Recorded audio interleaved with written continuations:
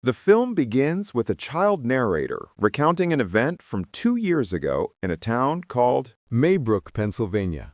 On a particular night, precisely at 2:30 a.m., 17 children ran out of their homes and vanished without a trace. The strange detail is that all 17 missing children were in the same class at Maybrook Elementary School. Out of 18 students, only one remained, a boy named Alex. The next day, their teacher, Justine Gandy, found only Alex in the classroom and was naturally shocked. The parents of the missing children all blamed Justine, convinced she must have taught the children something that caused them to leave. Police investigations immediately began, but despite questioning Justine and Alex extensively, neither knew anything about what happened. The police found no evidence except for one fact. The 17 children ran out of their homes at the exact same time, 2:30 a.m. This was confirmed by home alarms and surveillance cameras, which also captured the children running with a peculiar, uniform gait, often described as a Naruto run. From this point, the film shows the events from different characters' perspectives. After the parents blamed Justine, Principal Andrew tried to defend her, but a father named Archer Graff, whose son Matthew was missing, insisted Justine was the cause of everything. That night, Justine went to a store to buy eyeliner and encountered an addict named James who asked her for money. Justine ignored him and went home, terrified that one of the parents might attack her. Indeed, some had started calling her from unknown numbers with threats. The next morning, Justine woke up to find the word witch spray-painted on her car. She filed a police report and met Officer Paul, whom she knew well, and was having a secret affair with.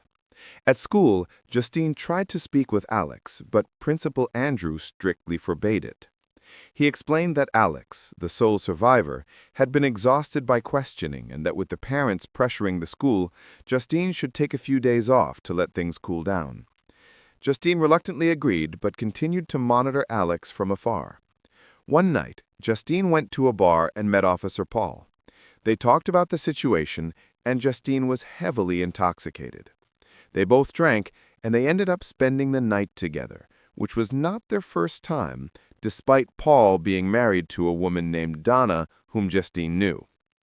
The next day, Justine returned to watching Alex. She tried to talk to him, but he ran away. Determined, Justine went to his house. When no one answered the door, she peeked through a small gap in a curtained window and saw Alex's parents sitting on the sofa, still and silent like statues, in a strange, catatonic state. Terrified, Justine called Principal Andrew, urging him to legally check on Alex's well-being.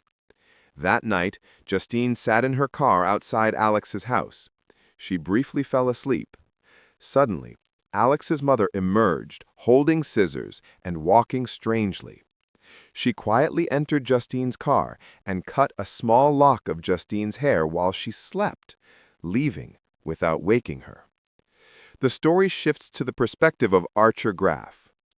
Archer, the man who shouted at Justine, was the one who stalked her and spray-painted her car, suspecting her from the start. Frustrated with the police, he decided to investigate. He rewatched his son Matthew's surveillance video, noting the strange gait and specific direction. He plotted a line on a map. He did the same with video from another victim's home. The two lines intersected at Alex's house. While he was doing this research, he spotted Justine's car. He ran after her, shouting, but was interrupted by the sight of Principal Andrew running down the street in the children's strange gait, covered in blood and clearly in a trance. Andrew quickly attacked Justine. Archer intervened, but Andrew was clearly under a spell, focused solely on killing Justine.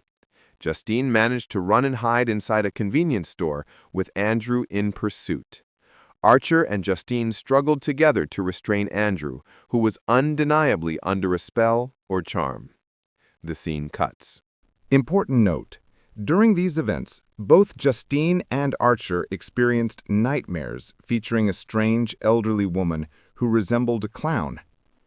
The story returns to Officer Paul's perspective.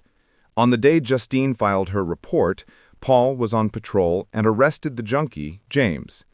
During the search, Paul was pricked by a syringe from James's pocket. Enraged, Paul punched James, an assault caught on the dashcam. Paul let James go on the condition he leave town and keep silent about the incident to protect Paul's job. After spending the night with Justine, Paul returned home to find his wife, Donna, had returned early. Realizing his infidelity, Donna went to the store and attacked Justine. Paul then went to the station and confessed the assault to his chief, who agreed to delete the video if James didn't file a complaint. Paul then saw James approaching the station, violating their deal, and chased him off again. The story shifts to James's perspective. James decided to burgle Alex's house for drug money. He entered and saw Alex's parents sitting like statues. He went to the basement, the beta room, and was horrified to find the 17 missing children standing motionless, also in a trance. Alex's parents suddenly rose and moved toward him. James barely escaped. Outside, he saw the missing children posters, offering a $50,000 reward. Tempted, he called the police, who told him to file a formal report. When he arrived at the station, he was chased off again by Paul. James ran into the woods and saw the clown-like elderly woman, Gladys, calling to him. He hid in a tent, but was attacked by Paul, who had tracked him down. James used his knowledge of the missing children to lead Paul to Alex's house. Paul left James locked in the car and went inside. Paul didn't come out. Much later, Paul emerged from the house, now in the same hypnotic state. Paul opened the car and forcibly dragged James into the house. The perspective shifts to Principal Andrew's timeline. After Justine's call, Andrew summoned Alex's guardians. The strange woman, Gladys, Alex's great-aunt, and the figure in the nightmares arrived, claiming Alex's parents were too sick to come. Andrew insisted on checking on the boy at home or calling Child Protective Services. Gladys was unconcerned. Later, Gladys appeared uninvited at Andrew's house. She requested a bowl of water, took a small piece of cloth from an award banner in Andrew's office, and produced a thorny tree branch. She cut her own hand, smeared her blood on the branch, and rang a small bell. Andrew immediately fell into a hypnotic trance. Gladys then cut Andrew's friend's hair, put it on the branch, and broke the branch, causing Andrew to viciously attack and kill his friend before seriously injuring himself. Gladys then used Justine's stolen hair lock to target her, confirming that Alex's parents were also under her control. Andrew, hypnotized, ran with the Naruto gait and attacked Justine. Justine escaped in her car, with Andrew running behind. A passing car then struck Andrew, cracking his skull and killing him instantly. After the accident, Archer was convinced Justine was innocent. They reconciled and decided to work together. Archer showed Justine his map, and she confirmed the intersection was Alex's house. They drove to the house and began their surveillance.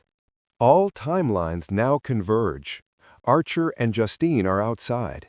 Hypnotized Paul exits and beckons Justine inside. Justine and Archer enter, but upon crossing the salt line, they are attacked by the mesmerized Paul and James, who fight like zombies, constantly getting back up. Justine grabs Paul's gun and shoots both Paul and James in the head, killing them and saving Archer. They realize the bewitched people can only be stopped by a blow to the head. Archer descends to the basement, finds the 17 children, and searches for his son Matthew. Gladys appears, cuts Archer's hair, and places him under a spell. Archer immediately turns and attacks Justine. Meanwhile, Alex, in his room, crosses the salt line near his parents, who rush to kill him. Alex runs to Gladys's ritual room, breaks a branch off her magical plant, puts hair from her wig and his own blood on it, and performs the same counter-ritual on Gladys. The result is astonishing. The 17 bewitched children turn and begin chasing Gladys. She runs through the streets, pursued by the children. Eventually, the children catch Gladys and attack her violently, seemingly tearing her body apart. With Gladys's death, the spell is broken. Archer returns to consciousness, and Justine is safe.